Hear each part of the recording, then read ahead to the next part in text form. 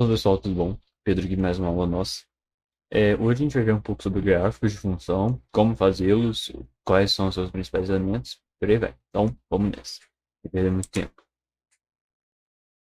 Então, pontos-chave da aula de hoje: entender a estrutura de um gráfico e ser capaz de montar um gráfico de função. Beleza? Vamos lá. Primeiro, o que é um gráfico? Gráfico é uma representação visual de uma função. Então, ele serve de auxílio para a gente entender como que uma função se comporta, tá? Então, o gráfico ele é basicamente o desenho de uma função. Se você pegar uma função, ela tem um gráfico próprio e único.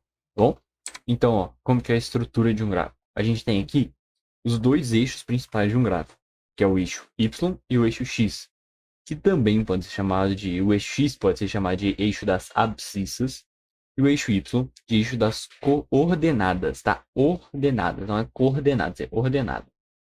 E toda função pode ser descrita nesse gráfico, quando os valores de x, ou seja, o valor da variável principal dessa função, resultam em valores de y, gerando um para-ordenado.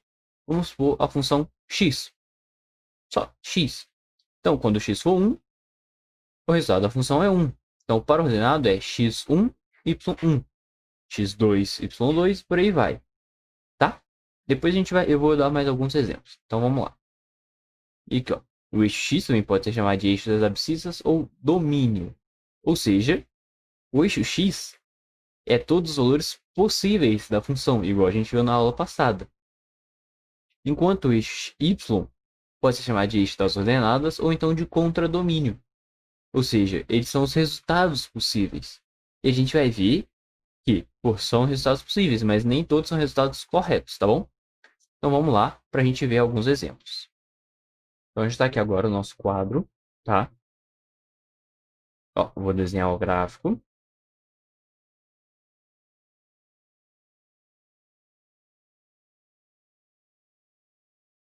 A gente tem aqui nosso eixo y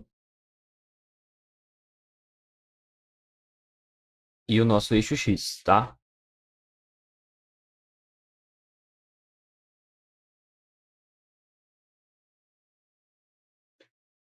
Aqui eu não vou me importar muito com proporção, porque é mais um exemplo, tá? Então aqui a gente tem.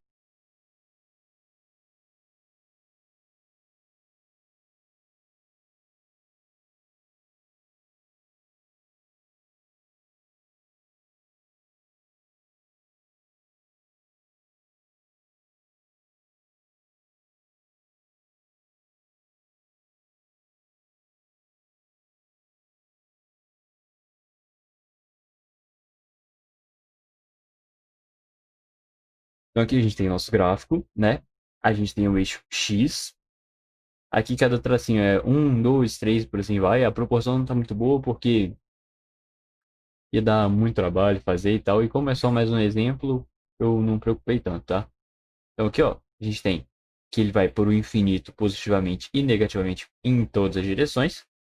Ou seja, o y é infinito tanto negativamente, tanto positivamente, e o x é infinito tanto negativamente, tanto positivamente.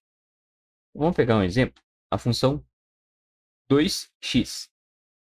Então a gente tem aqui, ó, o ponto 0 e 0. Então quando x for 0, 2 vezes 0, 0. Então isso aqui, o gráfico passa aqui na origem, tá bom?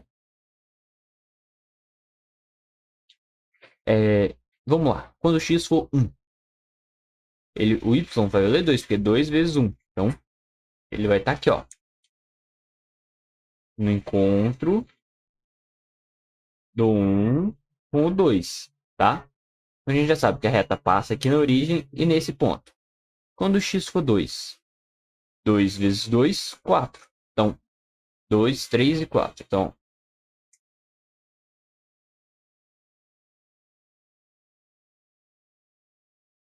ele passa nesse ponto aqui também. Então, a gente achou 3 pontos onde ele passa. E como a gente sabe que funções de primeiro grau, ou seja, quando o x está elevado ao primeiro grau, elas são uma reta.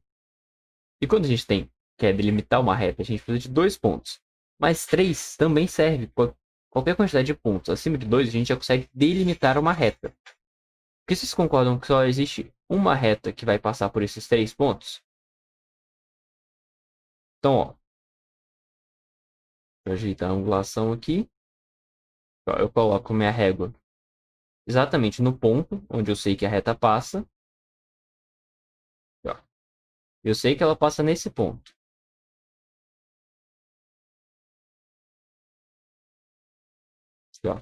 Um pouco aproximado, porque eu não fiz com exatamente os tamanhos corretos, mas vocês estão vendo que essa aqui seria a reta desse gráfico. Então, ó, vocês concordam que essa reta azul aqui, ó, ela é a reta do nosso gráfico? Ela passa no ponto 0, 0. O 0, 0 que eu falo é sempre para ordenado, tá? Então, x0, y0. Ela passa no ponto x1, y2. Ela passa no ponto x2, y4. Ela vai passar no x3, y6. Mas ela também passa nos negativos. Porque a reta, ela não é somente positiva, ela também é negativa. Por quê? Para x menos 1, é y menos 2. Aqui a proporção ficou muito ruim, mas... Aqui, ó, ela também passa nos negativos, tá vendo? Porque a equação, a função, ela não é somente positiva, ela também vale para os números negativos, tá? Então aqui, ó, a gente vê que o x é o domínio da função, ou seja, todos os valores possíveis. E o y é o contradomínio. Mas pode ter, por exemplo, algum número que essa função não atenda. Vamos dizer que a gente quer somente os valores positivos dessa função. Então, a reta ela é somente positiva. Mas os valores de y negativos, eles continuam existindo. Eles continuam sendo um contradomínio. Mas eles não são imagem. A imagem vai ser somente os valores positivos. Porque são somente os valores que a função obtém. Mas os negativos também são possíveis, tá bom? Então, assim, essa foi a nossa aula de hoje. Espero que tenha dado para entender. Eu vou deixar um videozinho auxiliar para uma explicação complementar, para ter mais detalhes de um outro professor. Então, quem quiser um pouco mais aprofundado, veja o outro vídeo também. Façam os exercícios. Boa sorte e até a próxima aula.